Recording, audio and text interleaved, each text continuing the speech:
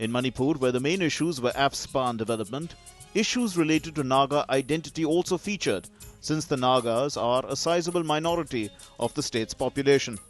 The campaign saw Nagaland Chief Minister Nephew Rio calling his Manipur counterpart Bobby Singh an enemy of the Naga people.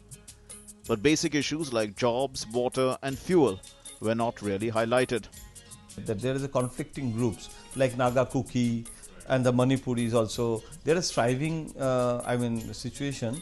In that situation, now the local residents, local people, they are suffering unemployment, poverty, and the bureaucracy and the ruling regime. There is a huge corruption. There is a feeling that the Lok Sabha elections don't whip up the same frenzy as elections to the state assemblies.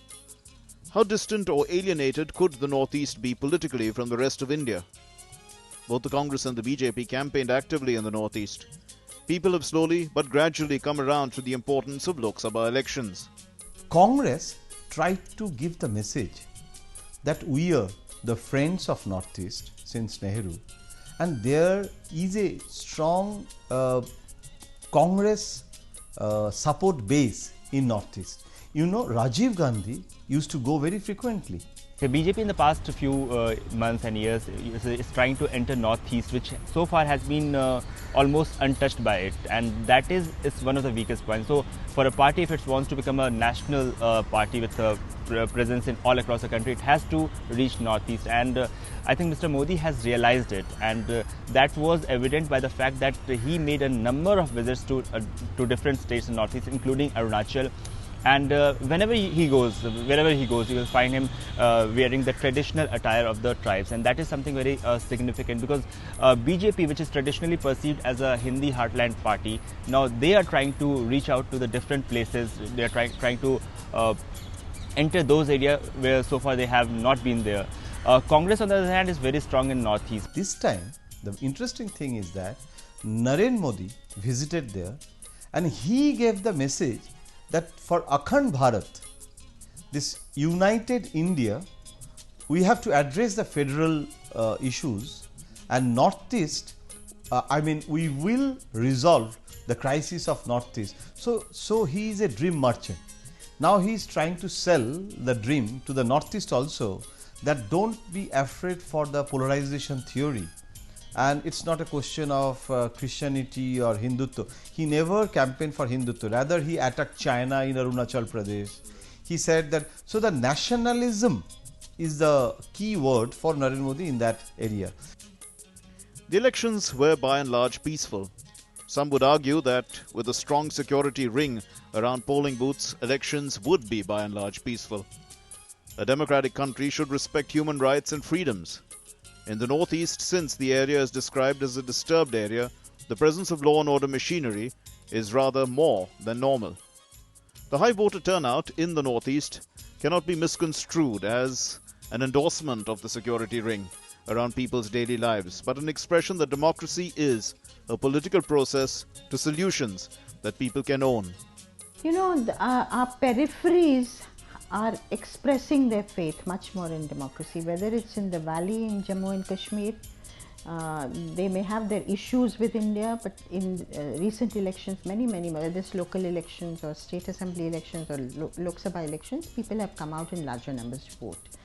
So also in the northeast of India, you know, there was a time when the area was riven by secessionist movements, and that was also the violence was one of the reasons why people kept away.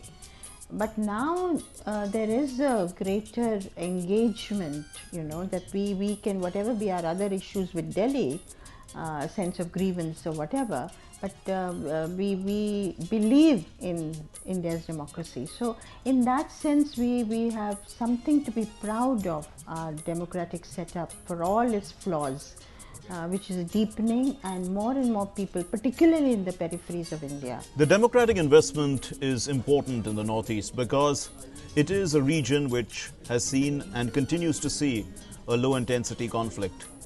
The solutions to the problems of the Northeast are political, whether they are identity or development. Assam, the largest state by population in the Northeast, sends 14 members to the Lok Sabha. Hence, it has the largest influence in the region. The key issues here too are of identity. The alleged illegal migration of Bangladeshis has been a burning issue for long. So another problem that the region faces is this concern about illegal migration, especially from Bangladesh.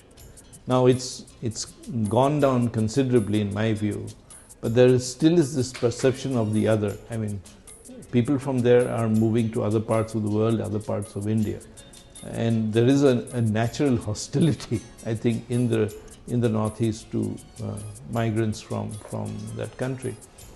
So this is an issue that needs to be handled with great sensitivity and skill, with understanding both from the center and the states which neighbor Bangladesh. This time in Assam, I would say the elections were polarized. Earlier there were four important parties, four main parties, Congress, the BJP, then AIUDF and AGP. This time in almost all the constituencies, the contest was directly between BJP and Congress. So the BJP, which rose on the shoulders of AGP, suddenly it has found its new identity and it has replaced AGP as a second party.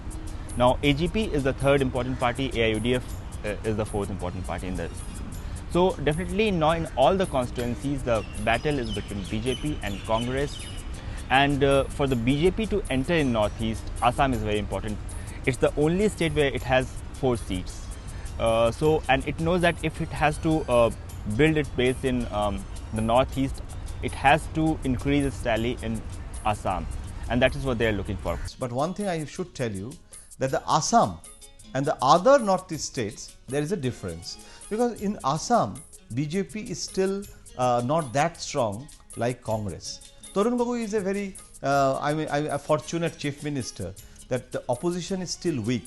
BJP wants to increase the number in Assam, but still Congress is much more ahead, and the ULFA, they couldn't regain their previous position, and the insurgent groups like Bodo and all other groups also, they are not in that strong situation.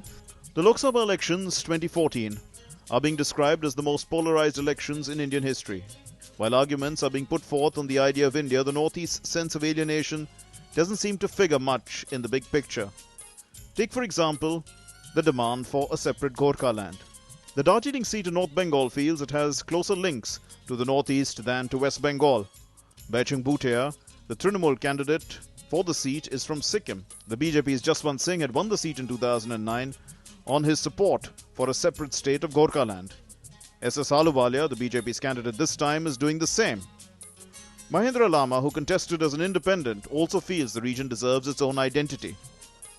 You see, Bengal has its own interest in Darjeeling because it takes a pride being Darjeeling being a part of West Bengal. But the most crucial question is, what has it done for the people of Darjeeling district and Doas region?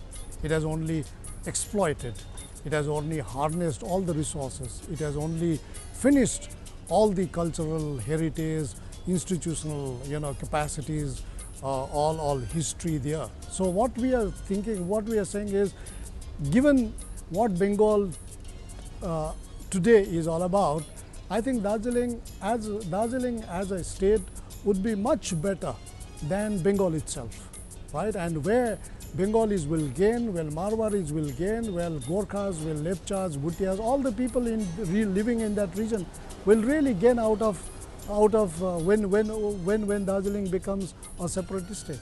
And this is what we are all fighting for last many decades. And I think this is going to be a reality soon. Government of India has to realize this on terms of 3 things. One, on history, on the basis of history. Second, on the basis of geopolitics, that is national security. And third is on the basis of development and cultures. Yeah, that's been there for a long time. In a sense, they feel themselves to be closer to the Northeast in many ways. They're also very musical, by the way, in the hills of Kalimpong, Darjeeling. And there is only this little chicken's neck that divides them from the rest of Northeast. Otherwise, more or less, I mean, they are adjacent to that part of the country. So Darjeeling, actually the British people, for administrative reason, they actually included this region with West Bengal. But the people are not Bengali speaking people. So on that basis, the new government should go for a separate statehood of Gorkhaland. But BJP, when Narendra Modi is saying Akhand Bharat, in that manifesto, they avoided to give that clause. But they, next day, after the release of manifesto, they included one para that the sentiment of the Darjeeling Hill people we will consider. That annexure they added next day on the demand of Gorkhaland people, I mean the Gurung. The Northeast, despite the elections, will still depend heavily on central funding. While the region is surrounded by large international borders, the elections in the Northeast are a clear indication that the region is invested in the democratic ideals of a pluralistic India.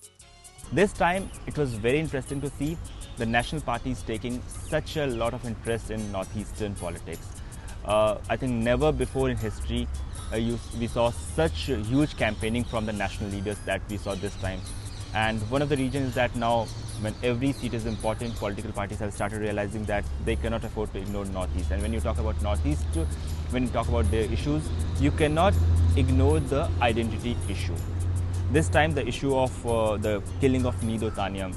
Narendra Modi, in almost all his speeches in Arunachal, he raised this issue. Now he is trying to project BJP as a party which is with the people and their identity. The same was with the Congress also. It also tried to raise this issue of Nidotaniam. So when national parties are raising these issues, you can say definitely when the parties are realizing that the identity issue is important and the feeling of alienation that the people from Northeast suffer in the rest of the country, that needs to be addressed. There are divergent faces, divergent views among the Northeast states. So they want a common face with a common regional bloc, regional confederation among the Northeast states. But you know, the main thing is that in the national mainstream, they should get more focus, more exposure. That is also absent. Well, China has been, as far as Arunachal Pradesh is concerned, it's been flexing its muscles from time to time, and it has its eye on Arunachal, which it thinks is part of China. And we've been very firm. So, you know, whether it's Narendra Modi, who went to Arunachal Pradesh in one of his rallies, he talked about against the expansionist designs of China, very strong words. Or it's earlier Congress leaders, UPA leaders who've gone there. They've made it very, very clear. So in that sense, that's a message that needs to go. Whether development, you know, is uniform or not, how much development, we can have debate on that, whether Northeast has its due. But that does not make a case for China to, you know, eye certain parts of India. The question of the Northeast becoming a common regional bloc is not one that's misplaced in the background of the feeling of alienation. The democratic exercise has its resonance in a social contract investment. The people of the Northeast are expressing themselves as part of a pluralistic India. Now, whether this pluralism is the larger Indian identity of Akhand Bharat will be the eventual outcome of these elections in the Northeast. That's all we have in this episode, the 7th in our series on the Northeast. Thanks very much for watching. See you again.